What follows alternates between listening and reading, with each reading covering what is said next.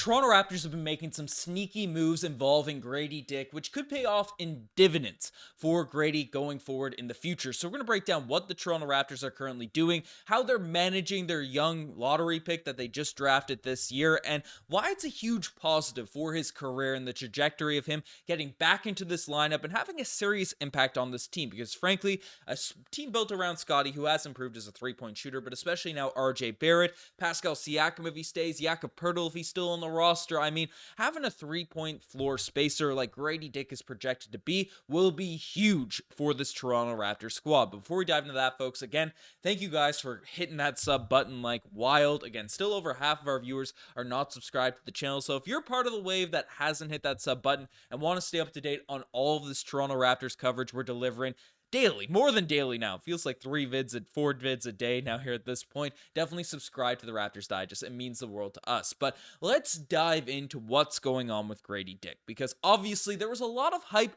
for the Raptors draft pick coming into the season, and he has completely fallen off the map, fallen out of the rotation to the point now, especially with all the trades and everything that's going on, no one's talking about Grady Dick. What's going on with this man? Because he is a key piece of the future. Masai's talked about it. Darko's talked about it. He's a piece that shouldn't be lost in the shuffle. Just at 19, 20 years old, he is a player that has a lot of promise in the NBA, even though he hasn't been that great to start off his NBA career. So what's going on with Grady Dick? Well, basically, Darko Rajokovic came out and recently discussed how, Grady Dick is in the middle of a 2-week special program, working on his body, weights, conditioning on the court, and things along those lines, and wants to be his focus now, and he'll have an upcoming G League stint to implement it before hopefully getting back into the NBA rotation. So basically, the Toronto Raptors have firstly moved him out of the rotation. That's the first move that has sort of happened over the past couple weeks, and now he's getting a stint with the Raptors 905. So he's being sent down there.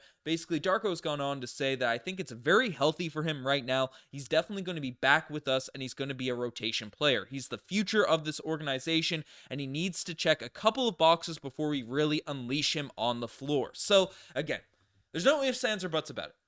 Grady Dick has not been looking that confident, has not been just had that feel we saw from the highlights in college, that jumper, even though it looks smooth. The form hasn't changed, and he's letting it fly pretty fast. His release hasn't been, Markelle Fultz or anything along those lines. Grady Dick is a player that still has that gorgeous looking form, the elite numbers in college in terms of hoisting up that three-point shot. That's all still there. But the percentages right now in the NBA just haven't been that great. So this man needs a bit of confidence. Now, he's had already some stints in the G League, so why is this different? Why are we making a whole video on this here right now? Because Darko is talking about, hey, you have this 2-week stretch to really set your body in order. New year, new me.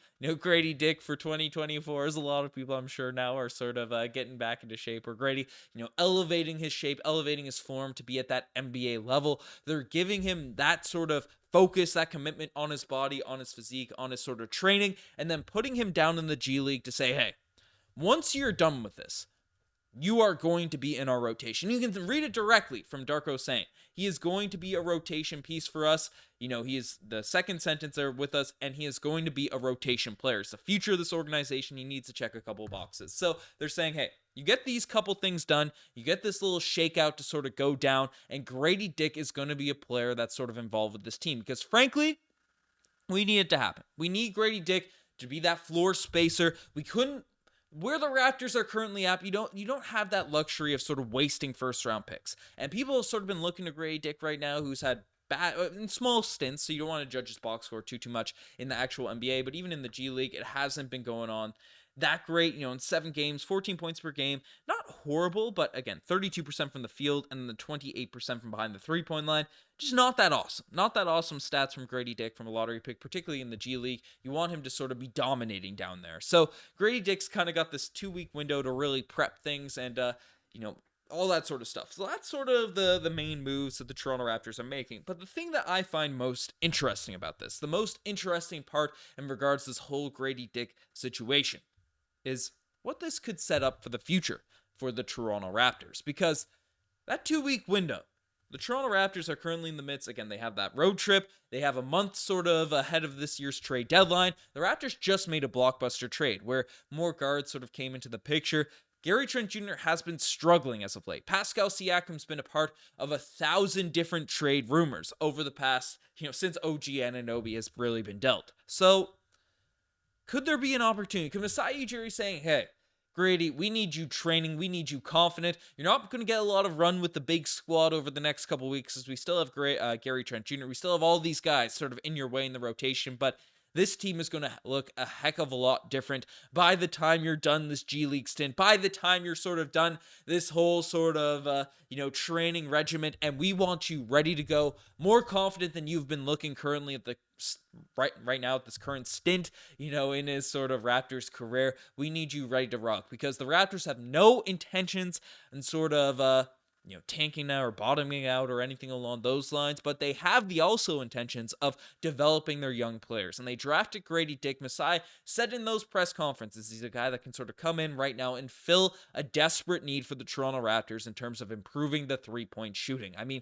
we look at the Cleveland Cavaliers and we saw how the Raptors were kind of dominant that game. We played better. We did executed defensively, attacked the rim, did everything right in that game, but the three-point shot was the great equalizer, with Harrell coming off the bench, Max Strus, these types of guys. That the Raptors have a Grady Dick being able to sort of be a spark plug, firing up threes, for this Raptors team. I mean, that would be huge for this Raptors squad and winning and things along those lines, and it will be in the future, but he's not a guy that's sort of specifically with a skill set, a guy that you're sort of going out there to develop and, see what sort of happens. He's a guy that can fit in nicely when he's confident, when he's going with a Scotty, with an RJ, with a Pascal, whoever the heck we have on this team. So I'm pretty intrigued by all that. And, the quotes directly from Darko, he was assigned to the G League for the 6-game trip.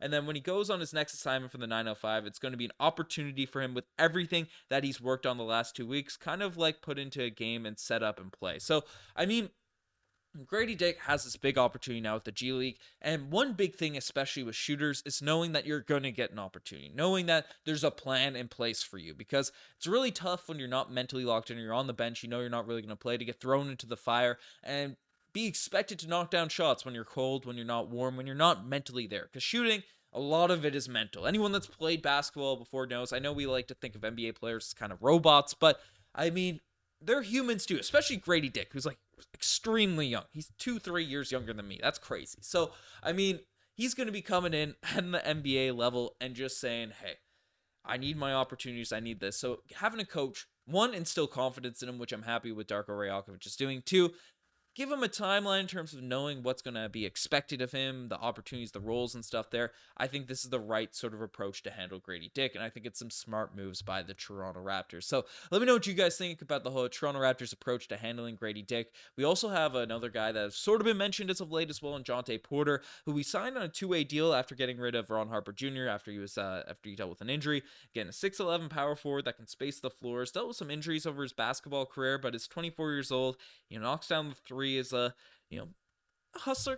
I'd like to see him get an opportunity too over this sort of stretch of games. I wanted to throw him out there at the end of this video, but I don't know. Let me know what you guys think the Toronto Raptors should be handling this Grady Dick situation. You guys have best to make it this far. Again, subscribe to the channel if you guys haven't already. I'm signing out. Cheers.